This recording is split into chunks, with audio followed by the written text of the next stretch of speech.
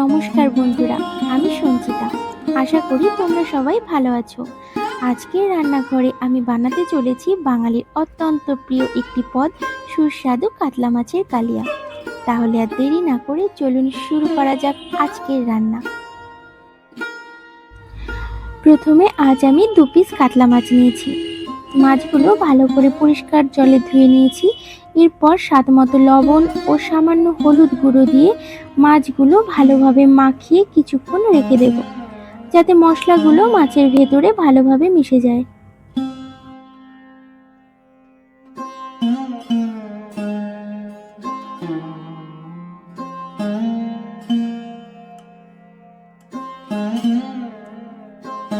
মাছগুলো লবণ আর হলুদ দিয়ে ভালো করে মাখিয়ে কিছুক্ষণ রেখে দিয়েছিলাম।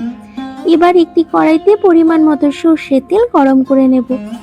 তেল ভালোভাবে গরম হয়ে গেলে মশলা মাখানো মাছের টুকরোগুলো একে একে কড়াইতে দিয়ে দেব।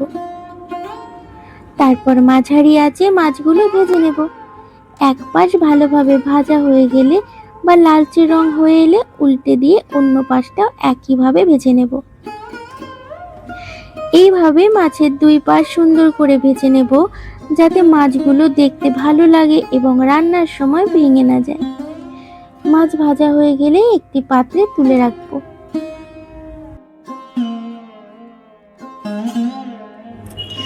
তোমরা কি বলো? গরম গরম ভাত, মসুরির ডাল আর সঙ্গে লাল লাল করে ভাজা কাতলা মাছ, এই কম্বিনেশনের স্বাদই আলাদা, তাই না? আমার তো ভাজা মাছ দেখলেই আগে একটু ডাল ভাত দিয়ে খেতে ইচ্ছে করে। তোমাদেরও কি এমন লাগে? অবশ্যই কমেন্টে জানিও।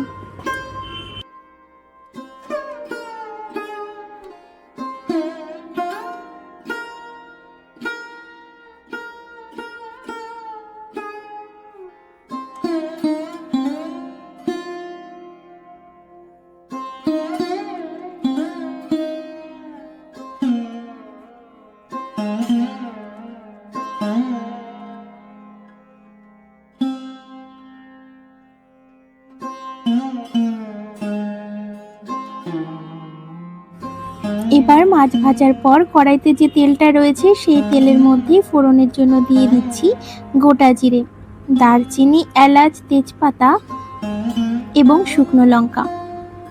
কাতলা মাছের কালিয়ায় এই গোটা মশলাগুলোর ব্যবহার খুবই গুরুত্বপূর্ণ, কারণ এগুলো থেকেই ঝোলের স্বাদ ও গন্ধ অনেকটাই আসে।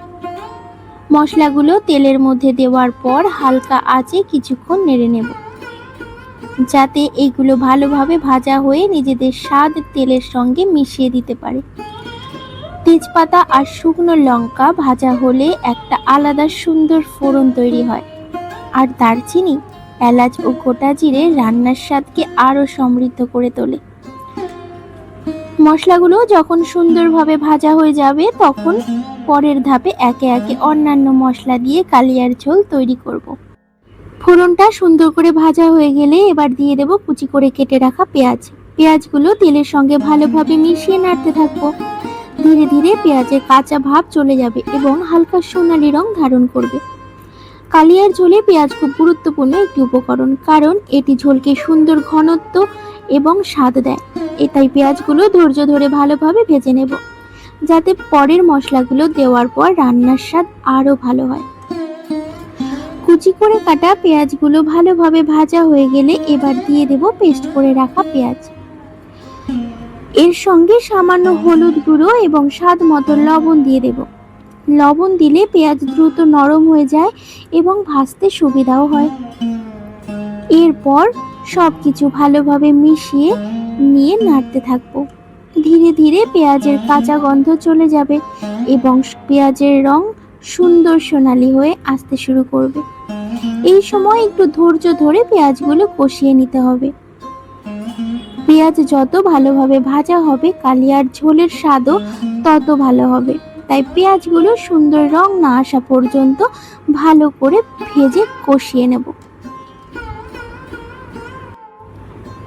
পেঁয়াজগুলো ভালোভাবে ভাজা হয়ে গেলে এবার দিয়ে দিচ্ছি কাঁচা লঙ্কা আর কুচি করে কেটে রাখা টমেটো। তারপর সবকিছু একসঙ্গে ভালো করে মিশিয়ে নেব। টমেটোটা একটু নরম হয়ে আসা পর্যন্ত নেড়ে নেব।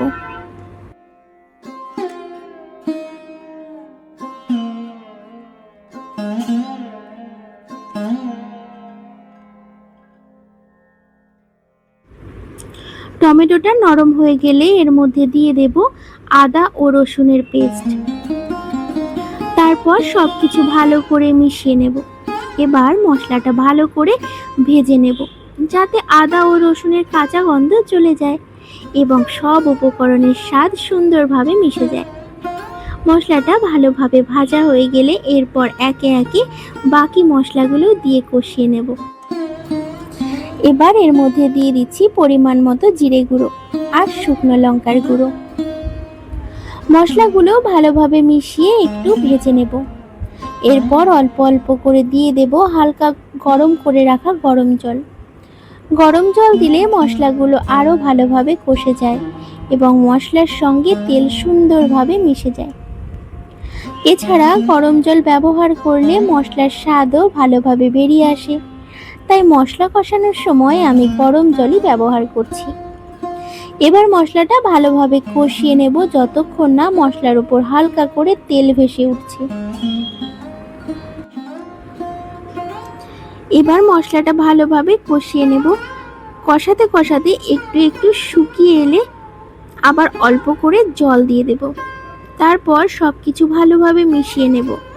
এভাবে অল্প অল্প গরম জল দিয়ে মশলা কষালে মশলাগুলো সুন্দরভাবে রান্না হয় এবং স্বাদও ভালো আসে। এরপর কড়াইটা বেশ কিছুক্ষণ ঢেকে রাখবো যাতে মশলাটা আরো ভালোভাবে কষে যায়। কিছুক্ষণ পর ঢাকনা খুলে দেখবো মশলাটা সুন্দরভাবে তৈরি হয়ে গেছে, তেলও ছাড়তে শুরু করেছে।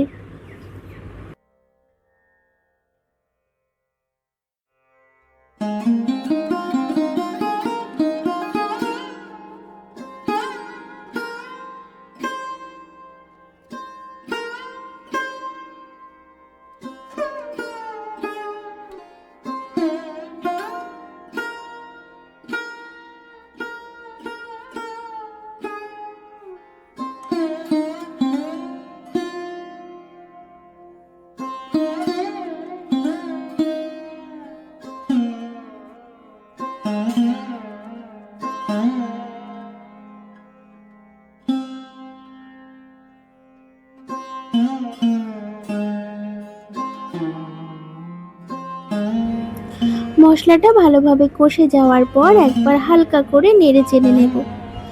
এরপর দেখব মশলা থেকে তেল ছাড়তে শুরু করেছে। তখন বুঝতে হবে মশলাটা ঠিক মতো কষানো হয়ে গেছে। এবার কারির জন্য পরিমাণ মতো জল দিয়ে দেব। ঝোল যতটা রাখতে চাই সেই অনুযায়ী জল ব্যবহার করব। তারপর সবকিছু ভালো করে মিশিয়ে নেব যাতে মশলার সঙ্গে জল সুন্দরভাবে মিশে যায়। এবার ঝোলটা ফুটে ওঠার জন্য অপেক্ষা করব।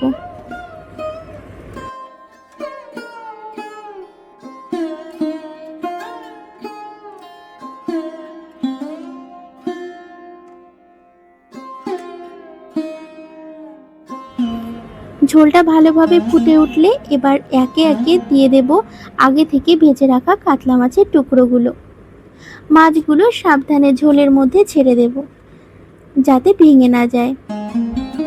এরপর মাছের সঙ্গে ঝোলটা আলতো করে মিশিয়ে নেব। এবার কয়েক মিনিট ফুটতে দেব যাতে ঝোলের স্বাদ মাছের মধ্যে ভালোভাবে ঢুকে যায় এবং মাছের স্বাদও ঝোলের সঙ্গে সুন্দরভাবে মিশে যায়। এরপর কড়াইটা ঢেকে 5 থেকে 7 মিনিট রান্না হতে দেব। এতে মাছগুলো ঝোলের সঙ্গে ভালোভাবে সেদ্ধ হয়ে যাবে। কয়েক মিনিট পর ঢাকনা খুলে দেখে নেব সবকিছু ঠিকঠাক হয়েছে কিনা। তো বন্ধুরা, এই ছিল আজকের কাতলা মাছের কালিয়ার রেসিপি। আশা করি আমার আজকের এই রান্নাটা তোমাদের ভালো লেগেছে। আমি চেষ্টা করেছি খুব সহজভাবে এবং ঘরোয়া পদ্ধতিতে পুরো রান্নাটা তোমাদের সঙ্গে ভাগ করে নিতে।